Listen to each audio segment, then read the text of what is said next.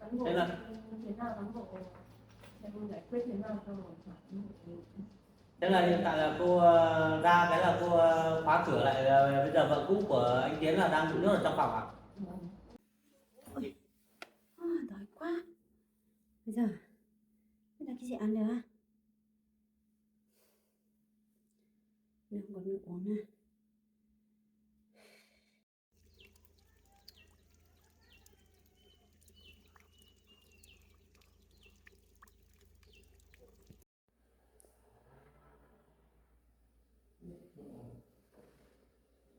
Chồng bây giờ cô ấy đi lên ở đây, thế bây giờ thế nào? Và sẽ không được tập.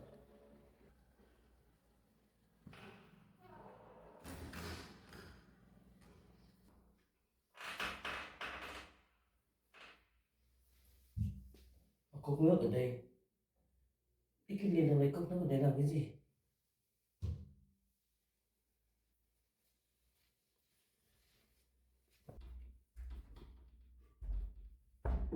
Mở được cửa này.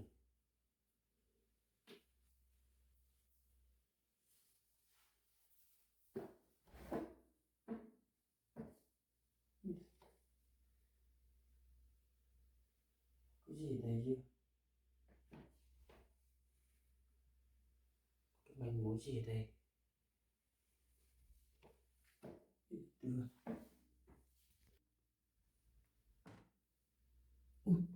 Ui, cái điện thoại thế này này. Cái điện thoại chắc điện thoại của em chân rồi nhỉ? Hết pin không thấy bắt được đâu. Điện thoại của em chân ở đây bây giờ. Hết pin sao rồi? Rồi, bây giờ mình đi sạc xem. Cái này thì xem cán bộ xem nó có không.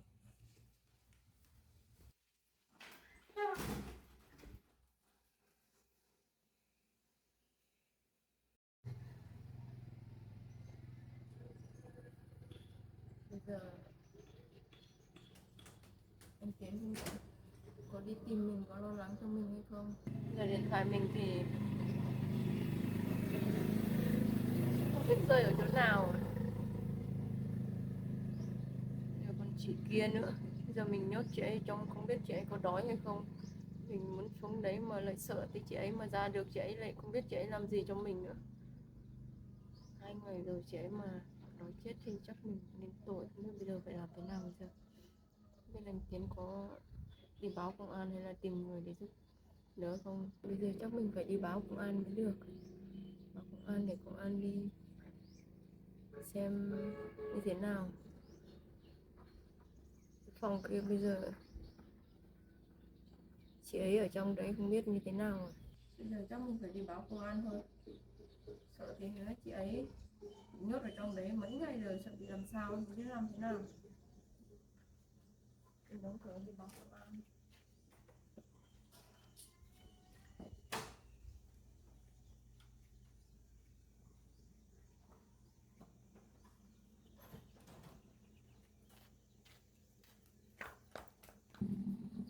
Chìa khóa đây rồi, mình phải lấy chìa khóa đi giao cho công an.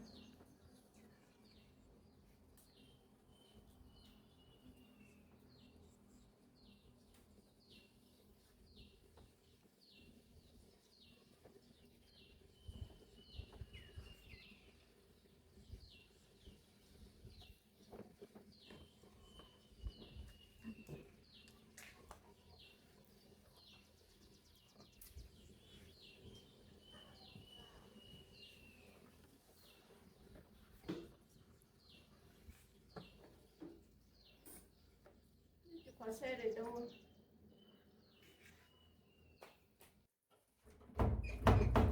Thì có ai nữa?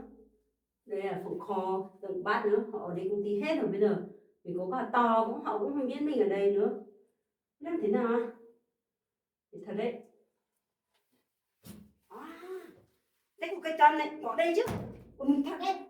Thế mình không ngủ bây giờ à? 2 người ở đây rồi. Mình mắng người ở quán này thật. Thì nghỉ một tí đã. Thì xem có ai qua đây không, kiếm không? Giờ mẹ đang mong mình nữa. Chắc họ đi cùng tí hết rồi. Vợ cũng không ai thương. Thật đấy. Nghỉ một tí đã.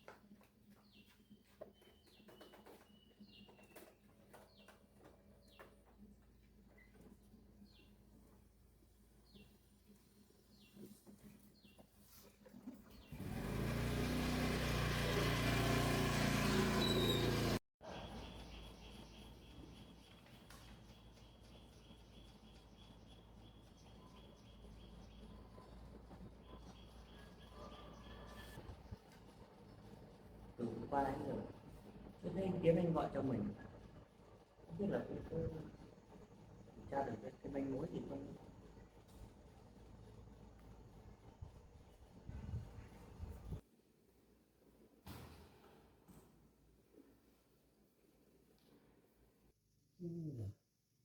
Dây không vừa chứ,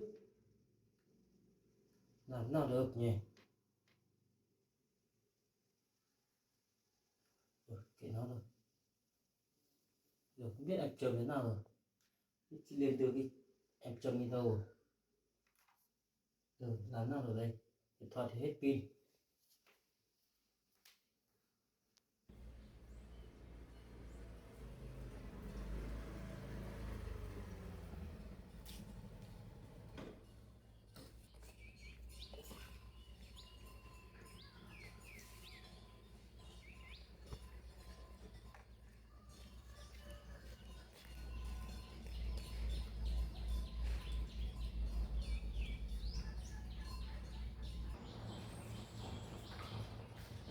Em chào các cậu ạ. Được cô vào đi. Đến đây có việc gì nhỉ? Chúng bảo anh có người bị nhốt ở bên kia ạ. Bỏ khẩu trang ai bị nhốt mà làm sao lại bị nhốt? Hôm qua Cô cứ bình tĩnh đi, có cái gì từ từ kể rõ cho tôi xem nào. cán bộ ơi, sự việc là như thế này. Hôm qua em xuống nhà người yêu em dẫn em xuống nhà chơi, xong lại có người yêu em là có vợ cũ rồi, nhưng mà ly hôn rồi, ra pháp luật giải quyết hết rồi, nhưng mà chị ấy vẫn còn đến can thiệp vào cuộc sống của người yêu của em. Xong người yêu em không không đồng ý cho chị ấy ở lại, chị ấy lại lừa người yêu em ra ngoài, không, chị ấy chốt cửa vào, xong là bắt em khóa vào trong một căn phòng tối. Xong người yêu em lo cho em quá, bảo là đi báo với tìm người về giúp đỡ, đi báo công an, nhưng mà không biết người yêu em có đến báo với công an chưa. Mãi không thấy người yêu em đến, chị ấy nhốt em vào một cái căn phòng. Xong em không biết làm thế nào. Chị ấy nhốt em một căn phòng tối lắm, đáng sợ lắm. Xong là ừ, lúc chị ấy giằng co với em, chị ấy vô tình đánh rơi cái chìa khóa. Em thế là em lấy được, em trốn thoát được ra ngoài, nên xong là ờ, bây giờ em nhốt chị ấy ở trong đấy được 2 hôm rồi, không biết chị ấy bây giờ có ổn hay không, em lo quá. Còn anh Tiến nữa không biết như thế nào, không biết có tìm thấy hay chưa, chị ấy hay không, em sợ chị ấy bị làm sao nên hôm nay em về báo với cán bộ. Thế đây cô là Trâm, người yêu của anh Tiến đây đúng không? Ừ. Việc này thì hôm qua thì tôi cũng đã đi với anh Tiến rồi, đi tìm cô. Anh Tiến lo lắng cho cô lắm, đi tìm chúng tôi cũng đi tìm hỏi xung quanh dân làng mãi không thấy cô đâu. Thế là cũng rất là lo lắng. Hôm nay tôi cũng vừa nhắc đến xong là bảo là anh Tiến là chắc là hôm nay là đi về ngoại, là về nhà vợ cũ ấy, để tìm hiểu xem là cũng không thấy anh Tiến gọi điện cho tôi. Thì hôm nay cũng tiện cô lên đây thì chốc nữa chắc là tôi phải xem là báo cáo cho bảo cho anh Tiến. Thế là bây giờ là cô bị nhốt cái chìa khóa kia ở đâu? Tôi có tôi đang cầm đấy.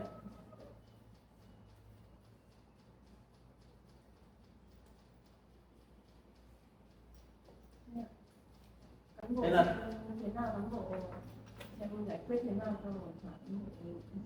thế là hiện tại là cô ra cái là cô khóa cửa lại, bây giờ vợ cũ của anh Tiến là đang bị nhốt ở trong phòng ạ. Đấy em cũng hốt hoảng, em sợ chị ấy đuổi theo em bắt em đi nhốt tiếp nên là em cũng không biết làm cách nào nên là em cũng khóa cửa lại. Giờ em về báo với cán bộ, nên cán bộ cơ quan có biện pháp xử lý thế nào không ạ? Thì gọi là sự đây mà đang ở đây kỳ bây giờ chắc phải đi là các bác cái liệt kia xem là nó có cái đấy không,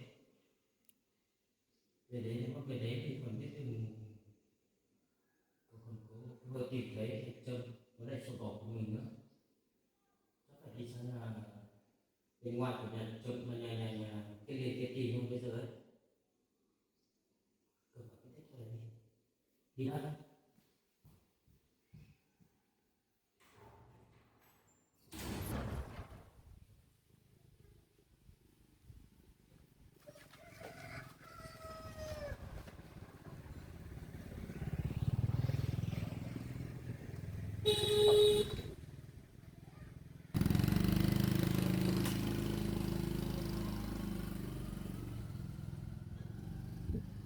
Thế cô còn cái gì nữa không? Cô tỉnh nốt cho tôi đi.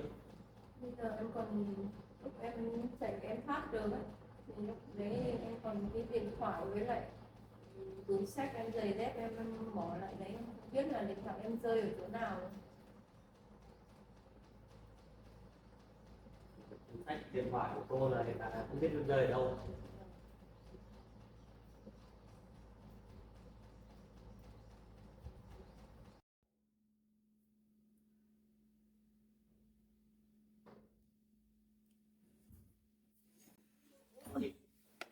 Đói quá. Bây giờ là cái gì ăn được á? Nước còn nước uống nè. Thật đấy. Đói quá. Đi con xem nào. Ơi cứu mình không? Ai ngoài không? Có ai ngoài không? Cứu mình với. Để tôi với. Tôi bị nhét đây rồi. Bị kẹt đây rồi. Thì tôi với. Giờ gào to cũng chẳng ai nghe thấy. Mày thật đấy, đói thì đói nữa. Mình làm thế nào nữa? Đây cái gì nhỉ? Ô, để vẫn có một tí cơm. Mà thật đấy, nó không ăn hết. Bây giờ mình có một tí để ăn, không á? Ăn hết thế này mình không có cái gì ăn nữa. Thứ đau quá.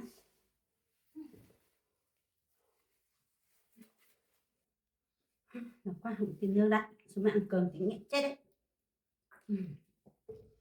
Mày thật đấy. Mày nào không chưa kịp ăn còn bỏ đây cho mình. Không ăn bây giờ mình ở đây mình chết đói à? Đó,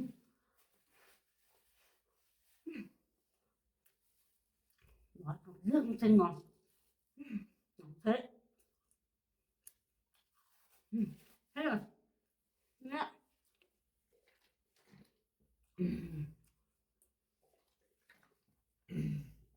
Thật nó. Sống thật. Mà nó còn bỏ cơm mình đấy à? Chúng mình còn vẫn mãi đấy, không á? Có cơm ăn nữa à? Mình chết đói đấy. Bây giờ nó được cái gì? Thôi cởi cái nhà này đã. Không á? Nhốt ở đây thế này. Sợ chết đấy. Sợ con rắn nữa. Không ngủ được. Xem nào. Có ai ngoài không? Có ai ngoài không? Có ai ngoài cho tôi với. Con Nhân này. Làm khổ tao thế này á. Tao mà sao được ngoài á. Tao không tha cho hai người đâu. Chỉ có hai người đi theo nhau lên rồi mới làm khổ tao thế này. Có ai ngoài không? Có ai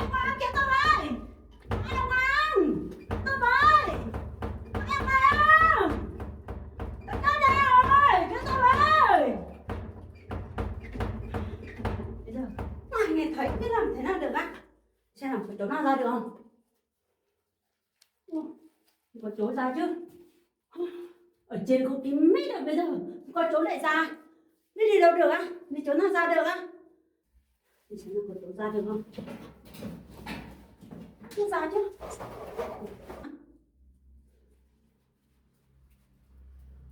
Chỗ nào cũng thấy kín ấy.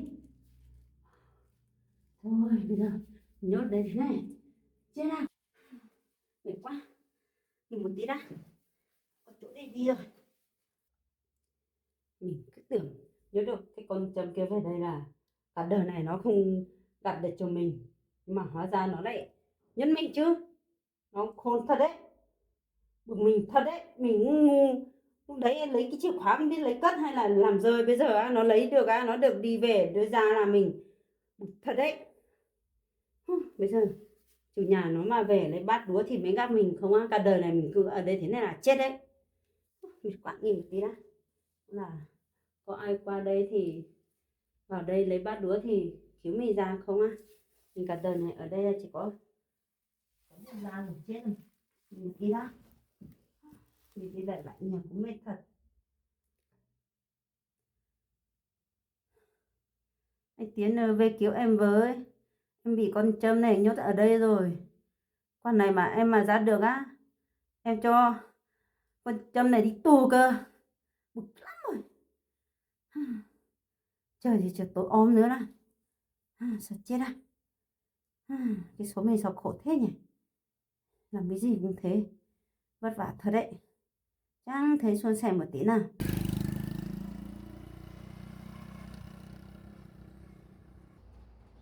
Thế cái khoảng thời gian mà cô nhốt chị Liên ở lại ấy, hôm qua ấy, thì là tại sao mà không lên trình báo với chúng tôi?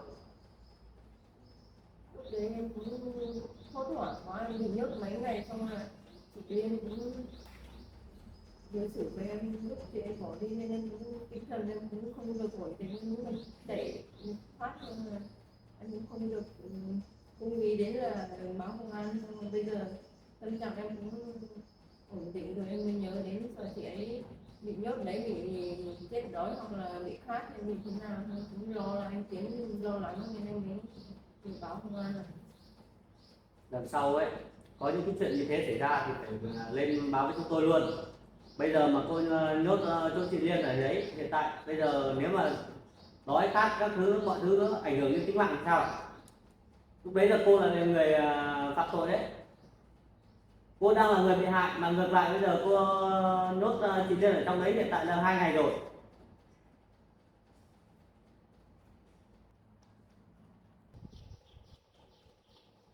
Cán bộ ơi, bây giờ phải làm thế nào? Bây giờ còn làm như nào nữa? Đứng dậy đưa tôi đi giải cứu người chứ còn gì nữa. Thế đi luôn thôi cán bộ, em cũng lo lắng, cũng sợ chị ấy làm sao thì tội nghiệp.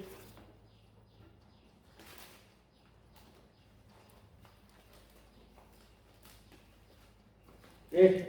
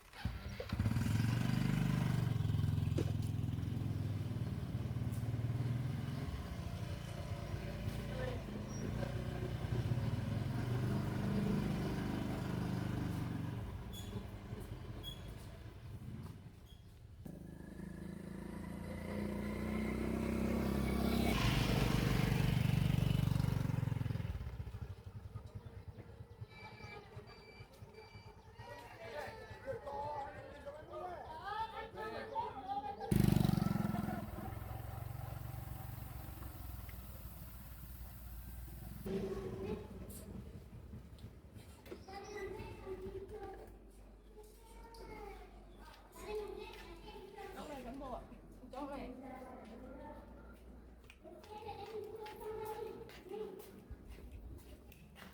Ở đâu? Cán bộ ơi, trong này ạ, trong cái phòng này. Vào lên. Chị Liên ơi, chúng tôi đến giải cứu cô đây.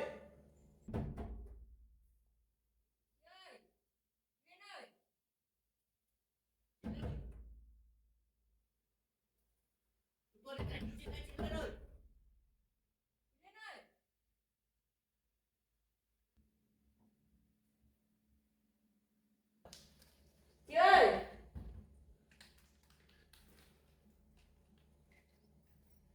Và chị ấy cũng đi làm sao không nữa. Em thấy lo quá. Liên ơi, Chị Liên, Liên ơi. chị Liên, chị Liên, dậy đi. Đây là ai đấy? Công an đây, chị dậy đi. Sao chú lại về đây bắt tôi làm gì? Tôi không có tội đâu mà chú về đây bắt tôi làm gì? Tôi không đi theo chú đâu, tôi không đi đâu, đừng có bắt tôi. Tôi sợ lắm, tôi không đi đâu. Tôi đến đây để cứu chị còn muốn như nào nữa? Đứng dậy đi, theo tôi ra ngoài đã là tính. Không phải đâu, tôi không đi đâu. Tôi sợ lắm. Rồi đi ra ngoài đi. Không, tôi không đi đâu. Tôi sợ lắm. Tôi đến đây để cứu chị. Chị ra ngoài với tôi đi. Đi ra ngoài đã là tính. Không phải đâu, không phải là chú lừa tôi đi đâu. Đi ra ngoài đã là tính. Không, đây là ai đấy? Đây là người của chúng tôi thôi. Có phải không ạ? Đi. Bây giờ chị báo lắm, chị không đi được đâu. Rồi ra ngoài tôi sẽ đưa người đi mua bánh mì sữa cho chị ăn không? Đi. Không, chị sợ lắm, chị không đi đâu. Chị sợ lắm. Chị sợ lắm. Đi. Có phải chú kiếm tôi thật không? Đi. Tôi không đi đâu. Không có bắt tôi không đi đâu. Tôi không có tôi gì đâu. Có người bị nhốt tôi ở đây, tôi không đi đâu. Tôi không phải đến đây để bắt cô. Cô đi ra ngoài đi, tôi đến đây để giải cứu cô. Tôi không đi đâu, tôi sợ lắm. Cứ ra ngoài với tôi đã là biết. Tôi không đi đâu. Bây giờ tôi không đi đâu. Đi. Tôi sợ lắm. Không dám đi đâu. Cô cứ ra ngoài với tôi rồi các biết. Bây giờ cô cứ muốn bị nhốt đấy suốt đúng không? Không, tôi không muốn nhốt đây đâu. Tôi sợ lắm. Tôi muốn đi ra ngoài. Đi. Tôi sợ lắm. Đi. Anh đưa tôi đi đâu? Cho tôi lên phường. Tôi có tôi gì đâu. Đâu. Đi. Tôi không đi đâu. Tôi sợ lắm, tôi không đi đâu. Cô bắt tôi không đi đâu. Tôi không bắt cô. Lên phường thì chúng tôi nói chuyện. Tôi không đi đâu. Tôi sợ lắm. Đi. Tôi không đi đâu. Đi. Không đi đâu. Thả tôi ra đây, tôi không đi đâu. Đi. Thả tôi ra đây, tôi không đi đâu. Thả tôi ra đây. Cho tôi lên phường rồi tí. Tôi không đi đâu. Lên xe đi. Tôi không đi đâu. Tôi sợ lắm, tôi không dám đi đâu. Nào đi lên xe đi. Đi. Lên xe đi. Tôi không đi đâu. Tôi sợ lắm. À, chính ra là mày đi báo công an nào? À, tại mày cho nên tôi mới bị nhốt đấy phải không? Biết thế tôi không lấy cơm cho cô ăn, bây giờ cô là nhốt ở trong đấy rồi. Bây giờ cô còn dám đi báo công an Chị à? không nói nhiều nữa, chị cứ lên xe theo cán bộ đi lên đồn xong là vài sau không là Đấy, chị cô giỏi sẽ- thật đấy. Không xong đâu, chị cứ lên xe trước đi. Nếu lên cô mà trên sai phường được nữa tôi tí. không tha cho cô đâu.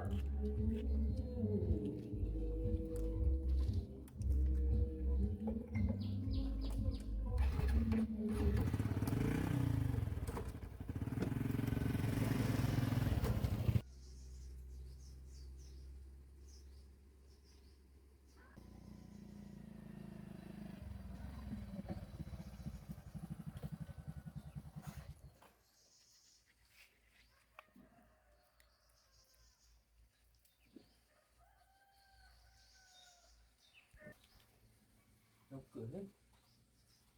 Đi đâu hết rồi. Không biết đợt trước cái bảo đi làm công ty nhà biết về chưa? Sao thì đóng cửa hết. Có ai chứ? Bao ơi! Bao ơi! Anh chị ơi! Anh chị ơi! Đi đâu? Chắc không ai nhà làm công ty chắc chưa về. Cái Liên nó có về đây không nữa? Thấy về đây. Biết làm thế nào đây bây giờ?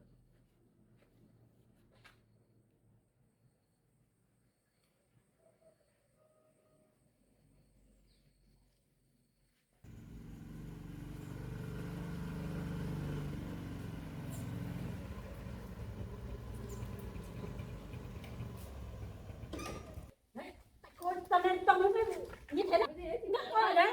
cán bộ ơi. Nào. Vào đây. Ngồi dậy. Tôi chói lắm, tôi không đi được đâu. Mệt lắm. Tôi bây giờ chị đi mua hộ tôi cái bánh mì với lọ nước vào đây để cho chị để ăn đã. Rồi còn chị đi đứng dậy đi vào trong. Đi. Vợ tôi đói lắm, tôi không đi nổi. Rồi tôi có bảo người đi mua bánh mì rồi sao chị? Tôi đói lắm, Đi đi. tôi hoang mắt hết, nó đã 2 ngày rồi, không đi nổi rồi. Rồi dậy đi. Nào Mệt dậy. lắm rồi, có đi về đâu. Nào dậy lại. Đói lắm. Đi dậy đi vào trong đã. Đói mệt lắm, không đi nổi rồi.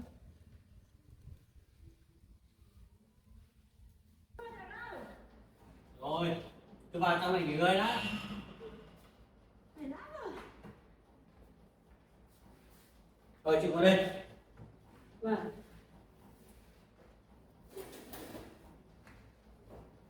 Rồi, tôi bị oan nha. Tôi đói lắm rồi bây giờ. Mệt lắm rồi. Tôi bị oan là thì công chân kia nó hãm hại thôi. Tôi mệt lắm rồi đấy. Rồi cô ngồi thẳng lên. Cô bị oan hay không vậy lúc nữa chị Trâm về rồi có biết.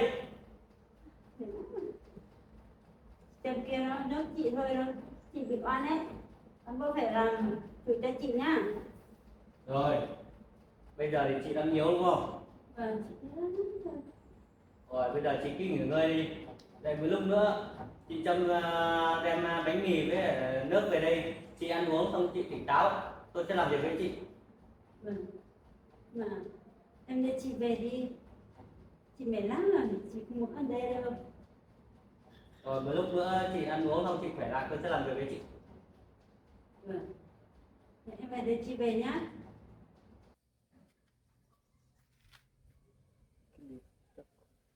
Tôi gặp cái đây chả thấy có người gì được, gặp các bác không biết hỏi,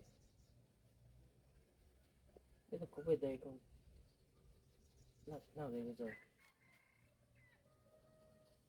em tìm nhà dân thì cũng tìm rồi, giờ về nhà các bác không thấy ai nhà nữa, chắc phải đi về.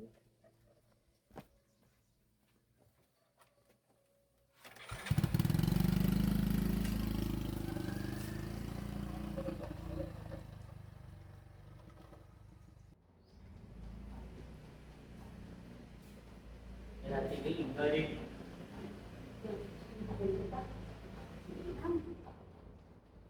Đây chắc Trâm đem bánh mì về rồi đấy.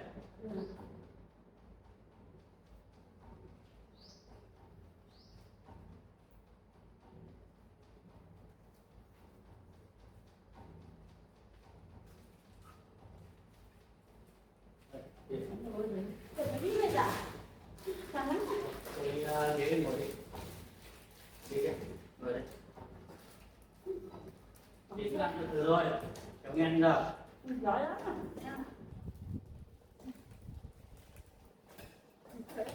Ngon. Chị cứ ăn từ từ thôi. Giỏi lắm rồi. Em cần chị nha.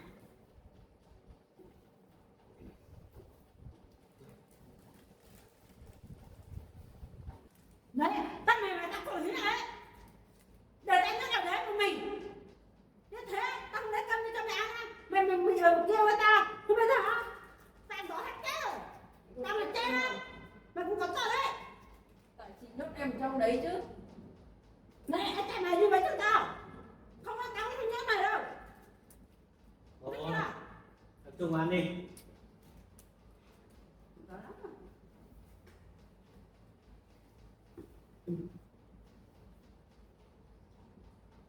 Này, cho tao ăn xong đó, tao mới nói chuyện với mày.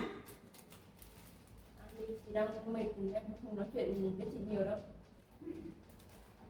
Này mỗi em thế này chỉ còn chưa đủ ăn. Tao muốn ít đấy. Một bánh đá sao? Bây giờ chưa hết đó thế này.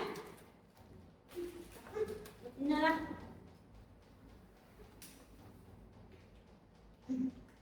Tận tận rồi.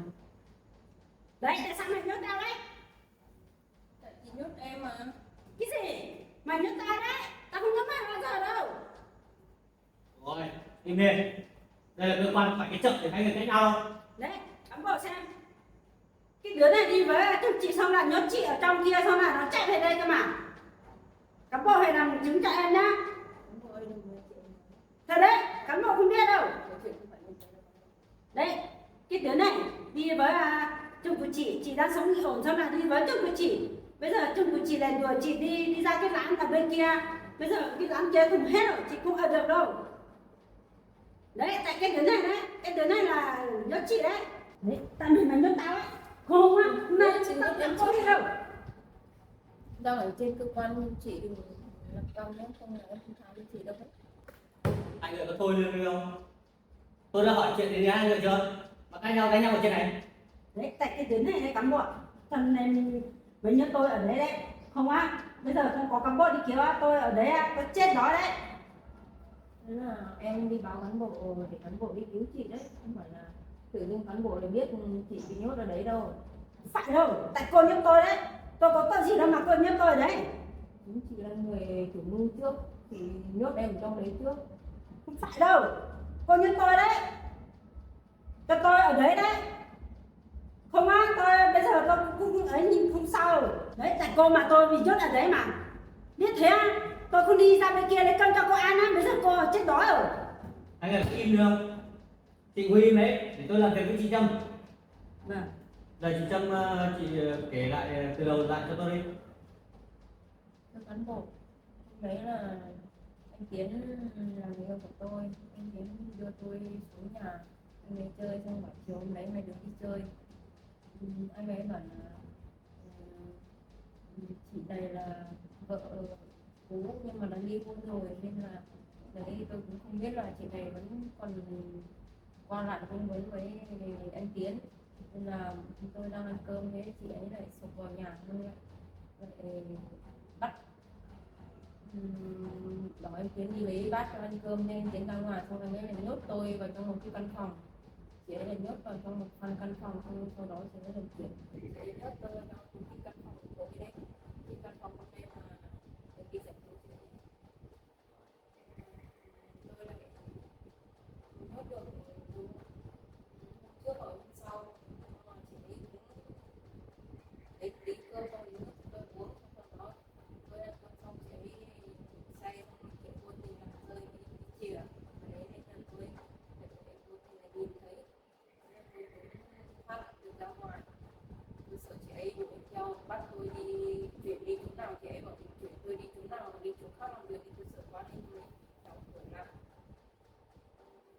lo lắng sợ chị ấy biết nói thế nào tôi phải sợ bị mắc tội, nên là hôm nay tôi mới lên đây trình báo với cán bộ đi giải cứu chị ấy, sợ chị ấy chết đói ở trong này. Còn chị thấy lời khai của chị Trâm này đúng không? Không đúng đâu cán bộ ạ. Cái đứa này nó láo đấy, chị không được làm như thế đâu.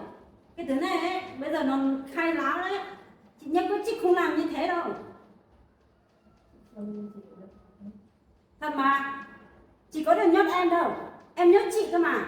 Bây giờ chị đừng có tội gì đâu mà nhận tội. Chị cũng không được đưa cơm cho em ăn, em nói láo đấy. Thế bây giờ theo lời của chị thì là chị Trâm này nhốt chị ở đấy. Vâng. Xong sau đấy chị ấy lại lên trình báo với chúng tôi để chúng tôi đi mở cửa cho chị ra. Chắc là thế, chị cũng không được, không biết ở trong đấy. Cái đứa này bảo chị ở đấy, sao là nhốt chị ở đấy, sao là khi nào trốn đi đâu, chị ngủ say rồi chị không biết gì. Bây giờ ý của chị là chị không được nhốt chị Trâm ở trong đấy. Vâng, tôi không nhận nhốt đâu, tôi không nhận tội đâu, tôi không có tội gì đâu. Đấy, thưa cán bộ, cái đứa này đi với chồng chị đấy, nó sợ chị đi làm đi gặp chồng chị, cho nên mới nhốt chị vào cái phòng đấy đấy. Cán bộ phải tin chị nhá. Cái đứa này nó láo đấy, nên nó khai láo đấy, nó không nói thật đâu. Nó đi với chồng chị mà chị đã ly hôn đâu, xong nó đi theo chồng chị về, bây giờ nó thấy chị về đến kia, nó sợ chị làm cái gì với chồng chị, xong là nó sợ chị quá, nó mới nhốt chị vào trong đấy đấy. Cán bộ phải tin chị nhá. Không, cái đứa này nó láo đấy, nó không nói thật đâu. Chị phải nói sai sự thật đấy. Thật mà, không phải chồng chị đi đưa cô ấy à? Không phải không? Chị với anh Tiến ly hôn nhưng mà quan gì đến nhau đâu. Đang xứng ly hôn đấy, ly hôn cái gì mà ly hôn? Chị có con ở kia cơ mà. Cô theo chúng tôi đây làm cái gì? Bởi phá hoại gia đình tôi à? Cho nên mới nhốt tôi ở lại đấy. Sao đi được đi cùng chồng chị đấy. Cho nên mới nhốt tôi ở đấy đấy. Nói sai cái gì? Chị mà có cái gì là chị khai cái đấy đấy. Chị không nói giấu cái gì đâu. Giấu cái gì cái này cái kia đâu. Bây giờ chị nói thẳng với cán bộ thế này đấy. Cán bộ công ty thì cứ hỏi cô ta xem ta có phải đi theo chân chị không? Bây giờ ấy, hai người ấy, người này nói người kia như thế này. Tôi đã ghi rõ hết tất cả mọi lời khai của cả hai người rồi. Bây giờ chị Trâm lên, chị là người lên báo cáo với tôi để tôi đi giải cứu chị ra ngoài. Nhưng mà bây giờ theo lời khai của chị ấy, thì chị bảo là bây giờ chị Trâm nhốt chị thôi, chứ không phải có hành động là chị nhốt chị Trâm trước. Nhưng mà theo thông tin tôi nắm được thì có cả anh Tiến nữa là cũng lên báo với tôi là chị đi vào nhà và nhốt chị Trâm. Tôi đã ghi rõ biên bản ở đây rồi. Bây giờ chị sẽ phải ký với tôi một cái biên bản để mà khi mà chị ký cái biên bản này thì tạm thời nhá, chị sẽ không được ra khỏi địa phương này. Khi nào chúng tôi cần đến, chúng tôi sẽ phải gọi chị lên cơ quan để phối hợp với chúng tôi điều tra tiếp. Chị nghe rõ chưa? Còn những cái lời khai của chị ấy, nếu mà chị là người phá hoại hạnh phúc ở chỗ chị Liên đây thì chị sẽ phải chịu trách nhiệm trước pháp luật, chứ không phải chị là người lên báo cáo với tôi để đi cứu người là chị là người ấy đâu. Chị rõ chưa?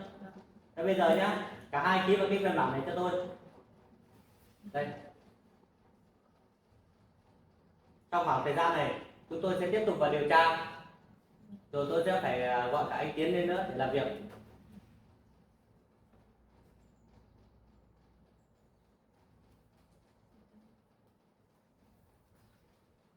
Chị nhớ nhá, đối với chị nhá, chị không được ra khỏi địa phương này. Khi mà chúng tôi gọi điện hay cần đến chị, chúng tôi phải báo với chị là chị phải có mặt ở trên cơ quan để chúng tôi làm việc. Chị rõ chưa? Trong thời gian chúng tôi đang điều tra nhá, hai chị không được có cái xích mích gì nữa đối với nhau, nhất là chị nhá, chị không được gây gổ đối với chị Trâm nữa. Mà không được đâu, cán bộ ạ. Phải đưa cái con Trâm này đi tù đấy. Nhưng chị không yên tâm đâu. Nó đi với thương chị, nó muốn hại chị đấy, nó nhốt chị ở đấy đấy. Bây giờ không cho cái đứa này đi tù là chị không yên tâm đâu. Em phải nhớ nhá. Cái này chị cứ bình tĩnh, chúng tôi còn phải điều tra nữa, chứ không phải nghe lời khai của chị mà chúng tôi đưa chị Trâm đi tù đâu. Chúng tôi phải điều tra có bằng chứng rõ ràng, chúng tôi mới đưa ra pháp luật. Chị hiểu chưa? Hiểu rồi, nhưng mà em cũng phải, cán bộ cũng phải đưa cái đứa này đi tù cơ, không chị không yên tâm đâu. Nó suốt ngày đi theo chồng chị, xong là nó muốn đi hại chị đấy, nó muốn nhốt chị vào đấy, xong là bây giờ nó bảo đi giải cứu á, sau này nó nếu mà cán bộ nói thế là nó lại đi hại chị đấy, chị không yên tâm đâu. Không nói sai đâu. Thế cô còn biết rồi còn hỏi cái gì nhiều? Các bạn đi với chúng tôi rồi bây giờ còn nói cái gì nhiều? Đấy, cán bộ phải hồ xem xét nha. Tôi về đây phải nhớ phải đưa được cái đứa này đi tù, không chị không yên tâm đâu. Rồi. Nhá, cán bộ nhớ nhá. Cãi nhau ở đầu tiên bản thì đã ký rồi. Rồi. Không phải nhá, cán bộ nhớ nhá. Đi về đi. Rồi.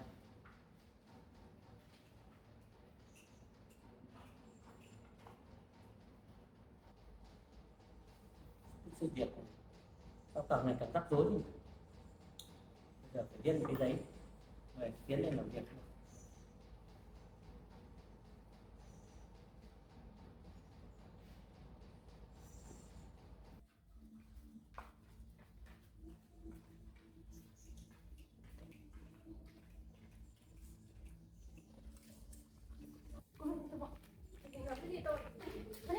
Chị định làm cái gì? Cậu im ngay. Đây đang ở cơ quan công an nhá. Tôi bảo cô vui.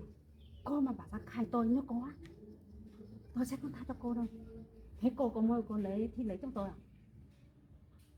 Nếu mà cô mà khai ra, tôi sẽ không để cho cô yên đâu. Nhớ chưa? Nếu mà cô mà khai bảo tôi nhớ cô á, tôi sẽ không để cho cô được sống. Đây đang ở trên cơ quan công an đấy. Đấy, tôi với cô cũng ký vào đấy hết rồi.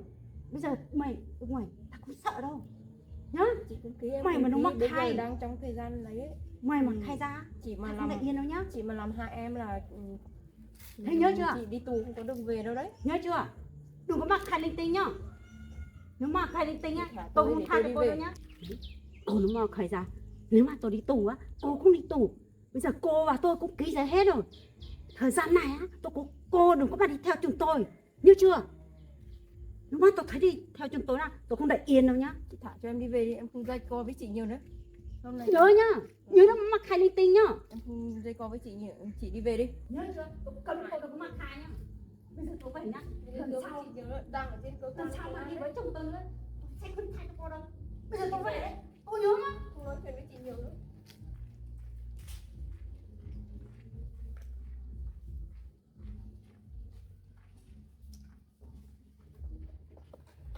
Thế mà công an không bắt chị ấy đi tù đi.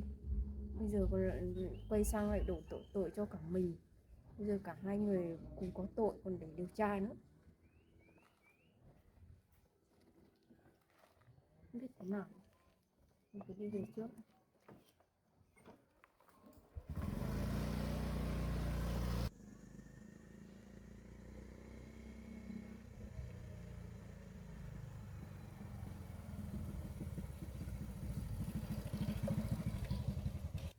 Ôi, cháu kiểu chú Tiến thế ấy nhở? Có một giấy chú công an nào đưa mình gửi cho chú Tiến này chú biết cho chú Tiến được.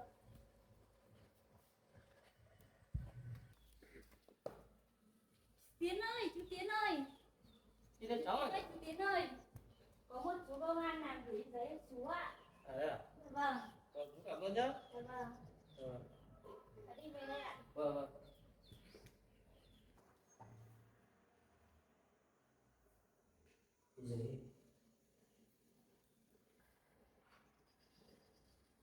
Giấy này không gọi mình lên làm gì. Thì mình sẽ lên mình gọi số điện thoại gọi để xem hẹn để lên xem là anh công an thì có phát hiện gì mới không. Hôm nay có giấy triệu tập mình lên làm việc thì chắc có phát hiện mới mình gọi mình đi